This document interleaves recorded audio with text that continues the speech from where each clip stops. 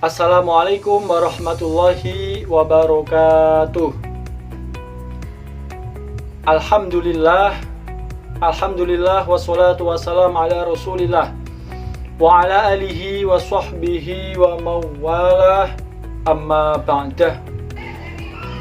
Kepada Bapak dosen yang saya muliakan dan yang saya hormati, yaitu beliau Bapak Eko Yudianto, Magister Pendidikan, serta kepada teman-teman A4 yang saya sayangi. Alhamdulillah, pada pertemuan kali ini kami dari kelompok 4 akan mempresentasikan perencanaan dan metode pembelajaran pada hari ini, yaitu bertema pembelajaran pendidikan agama Islam berbasis ICT, dalam bahasa Inggris yakni Information and Communication Technology. Ya, sebelum kita mulai presentasi pada hari ini, saya akan memperkenalkan, saya Ahmad Amirul Amin, yakni NIM 22811301884. Dilanjutkan ada Bu Rizka Mawaddah dengan NIM 22811301778. Ada juga Bapak Saidul Basar dengan NIM 22811301886. Dan teman kita yang satu lagi yakni Bapak Dede Muhaimin dengan nomor NIM 22811301152. Bapak Ibu kelas A4 yang dimuliakan Allah Subhanahu wa taala, marilah kita mulai presentasi pada hari ini dengan bacaan basmalah. Semoga presentasi pada hari ini dimudahkan, dilancarkan, dan tidak ada suatu halangan apapun. Amin, amin ya robbal alamin. Bismillahirrahmanirrahim. Ala hadiniyah bibokrati Al-Fatihah. Kita mulai, yakni pada pendahuluan. Generasi bangsa Indonesia memiliki peranan penting dalam pembinaan pendidikan agama di sekolah. Hal ini ditandai dengan kemajuan-kemajuan yang luar biasa dalam pembangunan, baik menciptakan manusia yang berakhlakul karimah, artinya manusia yang mempunyai budi pekerti yang baik, mempunyai akhlak, mempunyai tata krama yang baik, dan memiliki spiritualitas yang tinggi hingga memiliki fungsi yang dibutuhkan oleh agama, bangsa maupun masyarakat setempat. Dalam Undang-Undang Nomor 22 Tahun 2023 tentang Sistem Pendidikan Nasional, Bab 2 Pasal 3, penegasan tujuan pendidikan nasional sebagai target pencapaian dalam melakukan proses pendidikan. Hal ini seiring dengan pendidikan agama Islam dinilai pula memberikan sumbangsi bagi pendidiknya anak-anak bangsa yang senantiasa memiliki asas-asas ketauhidan sesuai dengan prinsip Islam dalam kehidupan. Pendidikan agama Islam dapat diartikan sebagai usaha sadar, sistematis, berkelanjutan untuk mengembangkan potensi-potensi rasa agama, menanamkan sifat dan memberi tujuan pendidikan. Karena itu tujuan akhir pendidikan Islam, mengembangkan potensi kreativitas peserta didik untuk menjadi manusia yang lebih baik menurut pandangan manusia dan menurut pandangan agama Bapak Ibu, kawan-kawan mahasiswa-mahasiswi yang saya hormati dan terhormat yang mulia kepada Bapak dosen, akan saya lanjutkan pembahasan pengertian media pembelajaran. Kata media berasal dari bahasa Latin medius yang secara harfiah berarti tengah, perantara atau pengantar. Dalam bahasa Arab, media adalah perantara atau pengantar pesan dari pengirim kepada penerima pesan. Gerlach dan Ely 1971 mengatakan bahwa media apabila dipahami secara garis besar adalah manusia, materi atau kejadian yang membangun kondisi yang membuat siswa mampu memperoleh pengetahuan, keterampilan atau sikap AIDS.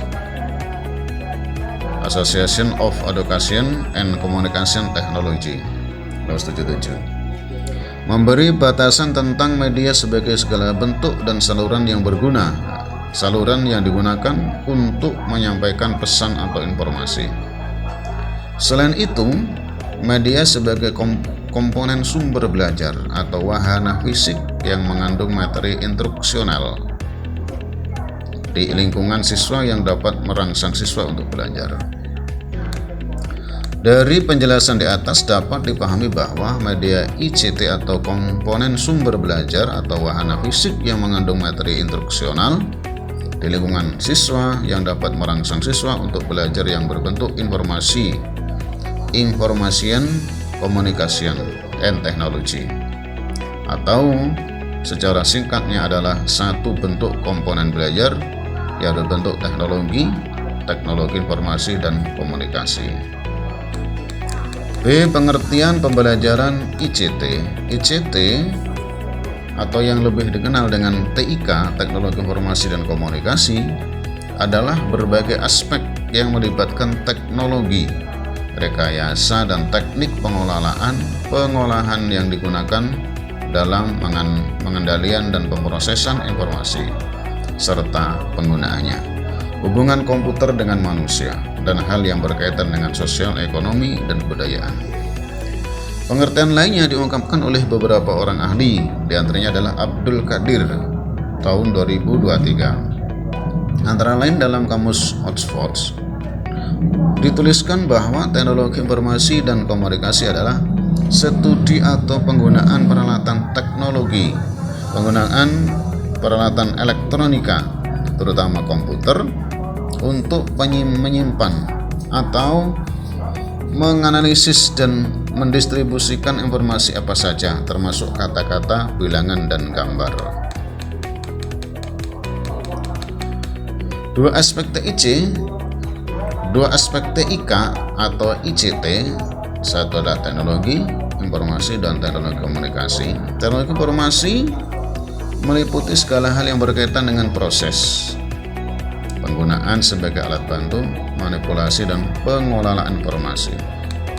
Teknologi komunikasi adalah segala sesuatu yang berkaitan dengan penggunaan atau alat bantu untuk memproses dan mentransfer data dari perangkat yang satu ke yang lainnya.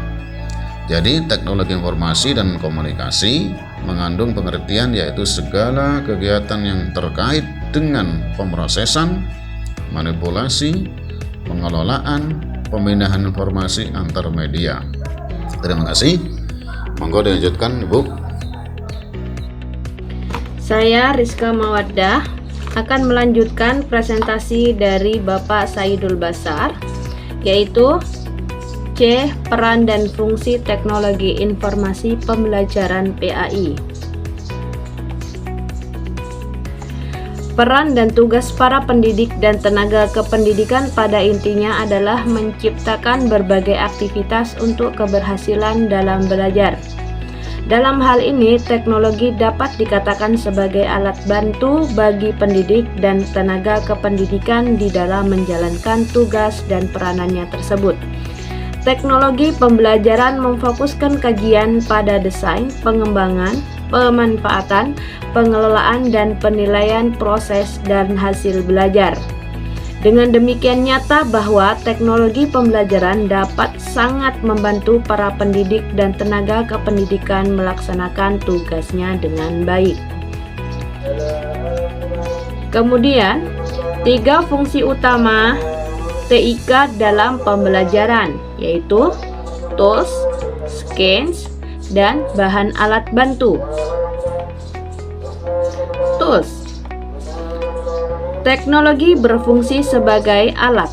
Dalam hal ini, TIK digunakan sebagai alat bantu bagi pengguna atau siswa untuk membantu pembelajaran, misalnya dalam mengolah kata, mengelola angka, membuat unsur grafis, membuat program administratif untuk siswa, guru, dan staf, data kepegawaian, keuangan, dan sebagainya.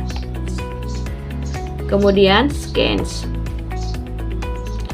Teknologi berfungsi sebagai ilmu pengetahuan.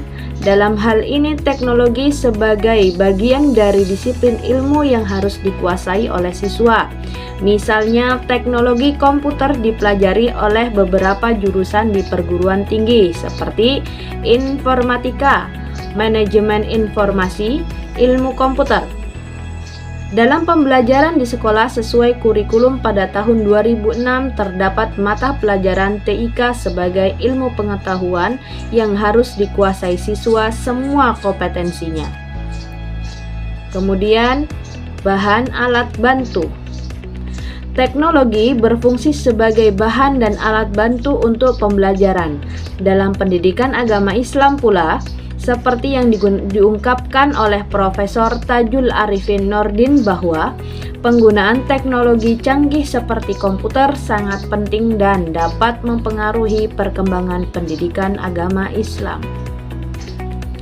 Pertama, penggunaan komputer dalam PBM dapat berperan sebagai alat bantu untuk memungkinkan pendidik agama Islam meluaskan skop paradigma ilmunya. Kedua, adalah bagaimana kita dapat menggunakan dan mengeksploitasi secara positif segala bentuk teknologi yang ada untuk menjadikan pendidikan agama Islam sebagai dasar pengkajian ilmu pendidikan atau dasar ilmu-ilmu. Ketiga, bagaimana kita dapat memanfaatkan teknologi untuk membina konsep ketauhidan ilmu-ilmu. Ini bermaksud dengan teknologi kita dapat menerangkan bahwa ilmu itu sebenarnya bersifat kesatuan. Tahap kelima ini melengkapkan usaha kita untuk membina peradaban Islam yang maju. Terima kasih. Selanjutnya akan dilanjutkan oleh Bapak Dede Muhaimin. Assalamualaikum warahmatullahi wabarakatuh. Baiklah rekan-rekan semua, saya akan membacakan kesimpulan makalah kami. Yang pertama, teknologi pendidikan atau dalam kaitan ini teknologi pembelajaran adalah media yang digunakan dalam pembelajaran. Dengan adanya serta pemanfaatan media tersebut memberikan kemudahan dan keefektifan pelaksanaan pembelajaran khususnya dalam pembelajaran PAI. Oleh karena itu, melalui teknologi informasi dalam pembelajaran PAI sangat memberikan peranan dalam upaya menciptakan kedisiplinan pembelajaran dan memudahkan interaksi antara pendidik dan peserta didik. Yang kedua, peran teknologi informasi dalam pembelajaran PAI adalah sebagai sarana atau media supaya peserta didik dapat dengan mudah memahami apa yang diajarkan oleh guru, sehingga dapat memudahkan peserta didik mencapai keberhasilan dalam belajar. ITC memiliki 3 fungsi utama yang digunakan dalam kegiatan pembelajaran, yaitu yang pertama sebagai alat atau tools untuk membantu pembelajaran, yang kedua sebagai ilmu pengetahuan, yang ketiga sebagai bahan dan alat bantu untuk pembelajaran. Yang ketiga, pemanfaatan teknologi informasi dalam pembelajaran PAI pada masa kini telah mengalami perkembangan. Beragam bentuk sistem teknologi informasi dapat digunakan untuk menunjang pembelajaran, khususnya PAI seperti penggunaan media PowerPoint, email, web atau blog, dan internet. Hal ini sangat memberikan kemudahan dalam pembelajaran PAI, sehingga guru dan siswa dapat dengan mudah melaksanakan pembelajaran. Cukup sekian dari kami. Assalamualaikum warahmatullahi wabarakatuh. Itulah tadi pemaparan makalah dari kelompok 4. Apabila dalam penyampaian ada tutur kata yang kurang berkenan, kurang pas, maupun banyak kekurangan, kami dari kelompok 4 mohon maaf yang sebesar-besarnya. Pada semua mahasiswa, khususnya PJJ PAI kelas A4, mohon kritikan serta saran dan masukannya agar ke depan kita dalam pembuatan serta pemaparan makalah menjadi lebih baik lagi. Jangan lupa komentar di bawah ini ya. Nah, kita tunggu. Serta yang terakhir, semoga dalam bulan suci Ramadan ini amal ibadah puasa kita diterima oleh Allah Subhanahu wa Ta'ala dan mendapatkan malam Lailatul Qadar serta semangat dalam ibadah puasa. Amin amin ya robbal alamin. Wallahul muwaffiq ila aqwamit thoriq. Wassalamualaikum warahmatullahi wabarakatuh.